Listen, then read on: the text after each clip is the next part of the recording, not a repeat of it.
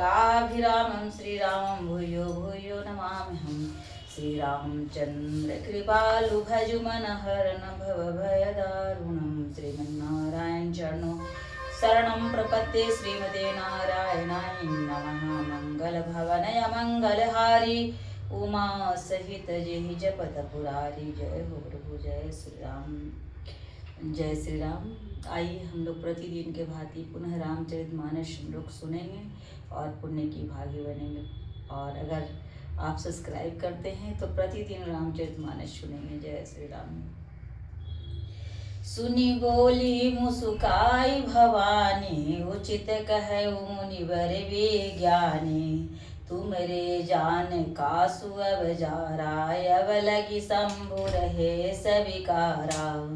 यह सुनकर पार्वती जी मुस्कुरा कर बोली, हे विज्ञानी मुनिवरों, आपने उचित ही कहा। आपकी समझ में शिव ने कामदेव को अब जलाया है। अब तक तो वे विकार युक्त कामी ही रहे। हमरे जान सदा शिव जोगी, अजनवद्य कामय भोगी। जो मैं शिव से अस जानी, प्रीति समेत कर्म मनवानी। किंतु हमारी समझ से तो शिव जी सदा ही जोगी, अजन्मा, अनिंद्या, काम रहित और भोगहीन है। और यदि मैंने शिव जी का ऐसा समझ कर ही मन वचन और कर्म से प्रेम सहित उनकी सेवा की है, तो हमारे पन सुनहु मुनीसा, करियहि सत्य कृपा निधि सा। तुम जो कहा पर जारे उमारा, सोई अति बड़े अविवेक तुम्हारा। तो हे मुनीश्वरों सुनिए, हे कृपा निधान, भगवान मेरी प्रतिज्ञा को सत्य करेंगे। आपने जो कहा कि शिव जी ने कामदेव को भस्म कर दिया, यही आपका बड़ा भारी अविवेक है।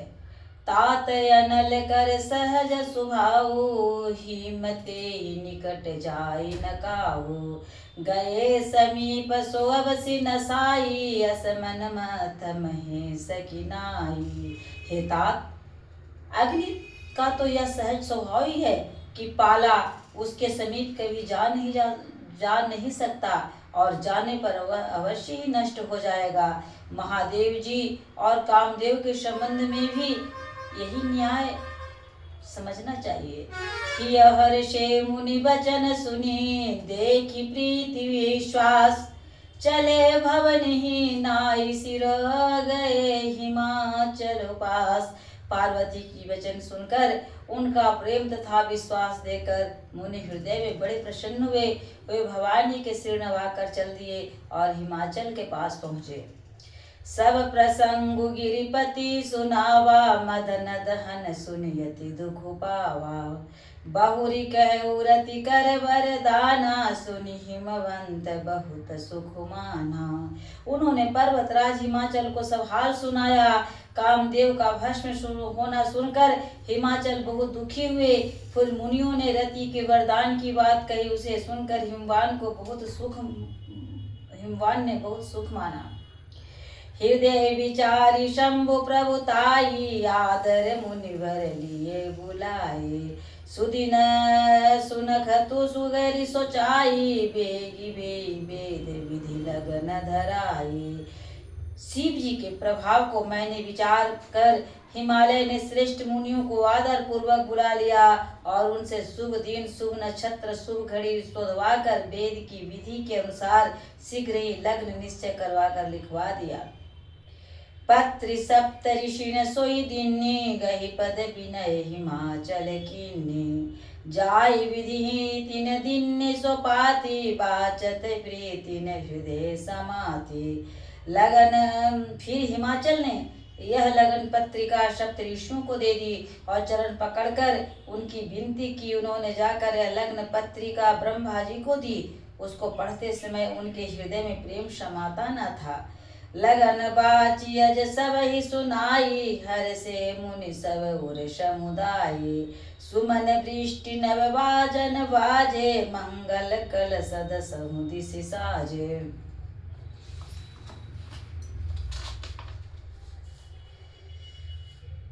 ब्रह्मा जी ने लगन पढ़कर सबको सुनाया उसे सुनकर सब मुनि और देवताओं का सारा समाज हर्षित हो गया। आकाश से फूलों की वर्षा होने लगी, बाजे बजने लगे और दसों दिशाओं में मंगल कलश सजा दिए गए। लगे सवारन सकल सुर, वाहन विविध विमान, होई सगुन मंगल शुभद, करहि अक्षरा गान।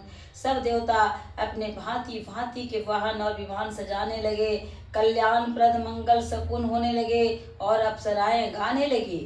शिव ही शंभु गण करहि सिंगारा, जटा मुकुट यही मोरु सवारा, कुंडल कंकन पहिरे ब्याला, तन विभूति पटके हरिछाला।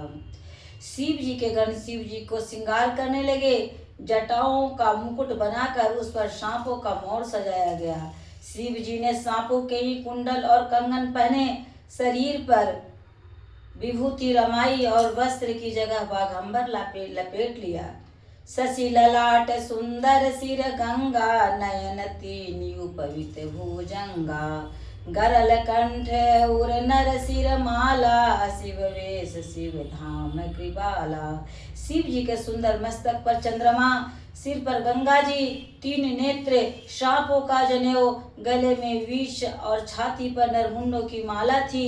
इस प्रकार उनका वेश अशुभ होने पर भी वे कल्याण के धाम हैं और कृपालु हैं। कर त्रिशूल उर डमरु बिराजा, चले बस चढ़ी बाजहि बाजा, देखी शिवहि सुर त्रिय मुस्काहि, बर लायक दुलहिन जग नाही। एक हाथ में त्रिशूल और दूसरे में डमरू से सुशोभित हैं। शिव जी बैल पर चढ़कर चले, बाजे बज रहे हैं। शिव जी को देखकर देवांगनाएं मुस्कुरा रही हैं और कहती हैं कि इस वर के योग्य दुल्हन संसार में नहीं मिलेगी। विष्णु विरंची आदि सुर भ्राता, चढ़ी चढ़ी वाहन चले बराता, सुर समाज सब भांति अनूपा, नहीं बरात दूल्ह अनुरूपा। विष्णु और ब्रह्मा आदि देवताओं के समूह अपने अपने वाहनों सवारियों पर चढ़कर बारात में चले। देवताओं का समाज सब प्रकार से अनुपम परम सुंदर था, पर दूल्हे के योग्य बारात न थी। विष्णु कहा यस बियसि तब, बोले सकल दिशिराज, बिलग बिलग होई चलऊं सब, निज निज सहित समाज।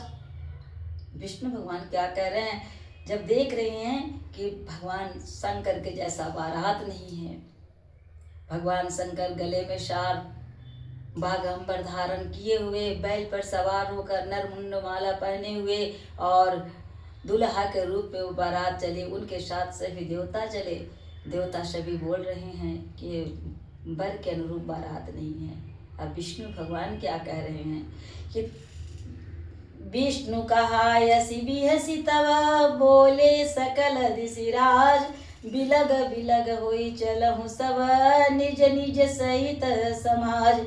तब विष्णु भगवान ने सब दिक्पालों को बुलाकर हंसकर ऐसा कहा, सब लोग अपने अपने दल समेत अलग अलग होकर चलो। जो बारात जा रहे हैं सब अपने दल के साथ अलग अलग चले।